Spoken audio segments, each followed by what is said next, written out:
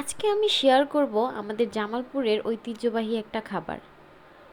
আসসালামু আলাইকুম বন্ধুরা, সবাই কেমন আছেন? আশা করি সবাই ভালো আছেন। আমি আলহামদুলিল্লাহ অনেক ভালো আছি। শুরুতেই আমি এখানে একটা প্যান নিয়ে নিচ্ছি, তার মধ্যে কিছু তেল আর আস্ত গরম মশলা কিছুক্ষণ ভেজে নিব। তার মধ্যে দিয়ে দিব পেঁয়াজ কুচি। এটাকে ভালোভাবে ভেজে আমি এখানে একটা মশলা তৈরি করে নিয়েছিলাম আগেই, ওইটা আমি দিয়ে দিচ্ছি। তারপরে এখানে কিছুটা পরিমাণ আদা আর রসুন বাটা আমি এখানে অ্যাড করে দিব। এটা খুব ভালোভাবে আগে ভেজে নিব তেলে। তার মধ্যে কিছু দিয়ে দিব পরিমাণ মতো মরিচের গুঁড়া, হলুদ গুঁড়া, লবণ, ধনিয়া গুঁড়া দিয়ে একটু পানি দিয়ে এটাকে মশলাটাকে ভালোভাবে কষিয়ে নিব। মশলাটা ভালোভাবে কষানো হয়ে গেলে এখানে আমি দিয়ে দিব ধুয়ে রাখা গরুর মাংস।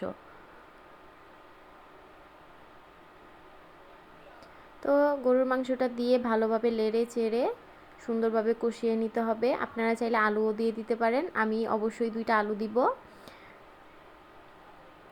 আমাদের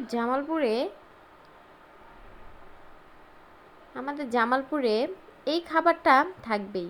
যে কোনো অনুষ্ঠান হোক, অনুষ্ঠান হবে অথচ এই খাবার থাকবে না তা তো হতে পারে না। এই খাবারটা আমাদের জামালপুরে খুবই ঐতিহ্যবাহী।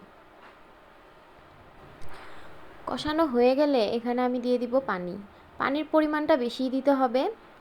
পানি দেওয়ার পরে এটাকে ভালোভাবে হয়ে গেলে তখন আমি এখানে দিয়ে দিব চালের গুঁড়ি। আমি আগে এই চালটা সুন্দরভাবে ভেজে নিয়েছিলাম, গুঁড়িটা ভেজে নিয়ে তারপর ছাঁকনি দিয়ে ছেঁকে অল্প অল্প করে অ্যাড করে দিচ্ছিলাম। এটা অবশ্যই অল্প অল্প করে অ্যাড করে দিবেন, তা না হলে দলা বেজে যাবে।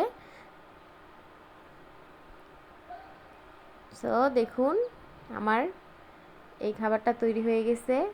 এইটাকে আমাদের জামালপুরের ভাষায় বলে পিঠালি। এই খাবারটা খুবই মজাদার খেতে, আপনারা অবশ্যই ট্রাই করবেন।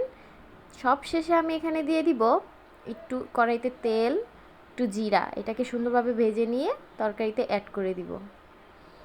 এটা দেওয়ার ফলে অনেক সুন্দর একটা গ্রান হয়। আর অবশ্যই রান্নার শেষে আপনারা কয়েক টুকরো কাঁচামরিচ দিয়ে দিবেন, এতে করে স্মেলটা অনেক সুন্দর আসে। সো তৈরি হয়ে গেল আমাদের খাবারটা। শেষ পর্যন্ত দেখবেন, ভালো লাগলে অবশ্যই একটা লাইক, একটা কমেন্ট করবেন। ধন্যবাদ।